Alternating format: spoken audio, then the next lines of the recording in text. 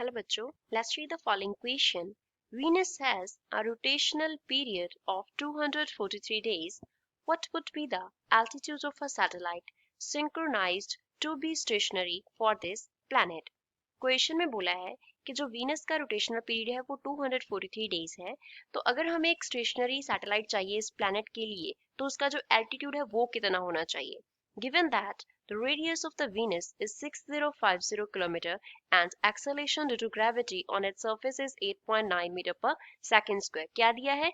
Radius of Venus दिया है plus acceleration due to gravity का वैल्यू दिया है वीनस के सरफेस पे। So first of all we will talk about the key concept used in the question। इस question में हम क्या की कॉन्सेप्ट यूज करेंगे? हमें स्टेशनरी सैटेलाइट चाहिए और हमें क्या कैलकुलेट करना है? एल्टीट्यूड कैलकुलेट करना है। तो लेट अस से एल्टीट्यूड को हम h से डिनोट कर रहे हैं। तो h के लिए फॉर्मूला होता है g into R square into T square upon में होता है 4 पाई का स्क्वायर। इस कंप्लीट फैक्टर का जो पावर है वो हमारे पास 1/3 होता है, माइनस में r होता है। अब यहाँ पे जो g है वो डिनोट करता है एक्सेलरेशन ड्यू टू ग्रेविटी को। g here denotes acceleration due to gravity. Capital R है वो इस प्लैनेट के रेडियस को डिनोट करता है, दैट इज रेडियस। जो कैपिटल टी हमने लिखा वो डिनोट करता है यहाँ पे टाइम पीरियड को, रोटेशनल पीरियड जो क्वेश्चन में हमें दिया है। अब इसमें सिंपली वैल्यूज फिल कर लेनी है हमें। हमारे पास गिवन जो वैल्यूज हैं वो क्या है? गिवन है एक्सेलरेशन ड्यू टू ग्रेविटी का वैल्यू, जी का वैल्यू वीनस के सरफेस पे दैट इज 8.9 मीटर पर सेकंड स्क्वायर हमें दिया है। रेडियस आर का जो वैल्यू है दैट इज 6050 किलोमीटर दिया है। किलोमीटर को मीटर में कन्वर्ट कर लेते हैं, then it will be 6050 multiply by 10 raise to power 3 metre हो जाएगा, क्योंकि 1 किलोमीटर में कितने मीटर होते हैं? 10 रेज टू पावर 3 मीटर होते हैं। टाइम पीरियड टी जो है वो हमारे पास कितना है? 243 डेज दिया है, तो इसको हमें सेकंड में कन्वर्ट करना होगा। Now we know that per day हमारे पास क्या होता है? 24 आवर्स होते हैं। पर आवर हमारे पास 60 मिनट होते हैं, पर मिनट हमारे पास 60 सेकंड होते हैं। तो यहाँ से जो पीरियड है, टाइम पीरियड टी, वो हमारे पास सेकंड्स में कन्वर्ट हो गया। अब सिंपली एच के फॉर्मूला में वैल्यूज फिल कर देते हैं।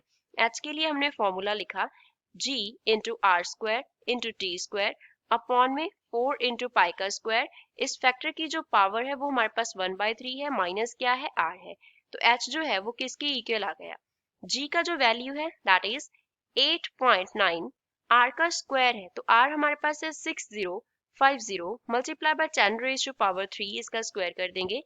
टाइम पीरियड t कितना है? 243 days, 24 hour, per hour 60 minute, per minute 60 second. इसका हमें क्या कर देना है? स्क्वायर कर देना है, divide by 4 as it is आ गया। पाई का स्क्वायर है तो यहाँ पे 3.14 का हम स्क्वायर कर देंगे। इस फैक्टर की जो पावर है वो 1/3 है, minus r that is 6050 multiply by 10 raise to power 3 हो गया। तो यहाँ से जो h का वैल्यू है वो हमारे पास आ जाएगा।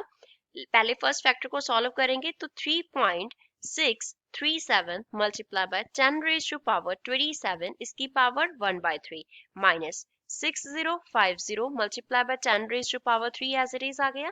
So from here h will be equals to, जब हम फर्स्ट फैक्टर को सॉल्व करेंगे तो ये हमारे पास आ जाएगा 1537896175175.69 माइनस 6050000 हो जाएगा। So from here we will get h is equals to 15, यहाँ पे 1 हो जाएगा, 8 4 हो जाएगा, 6175.69 जो है वो एज इट इज आ जाएगा।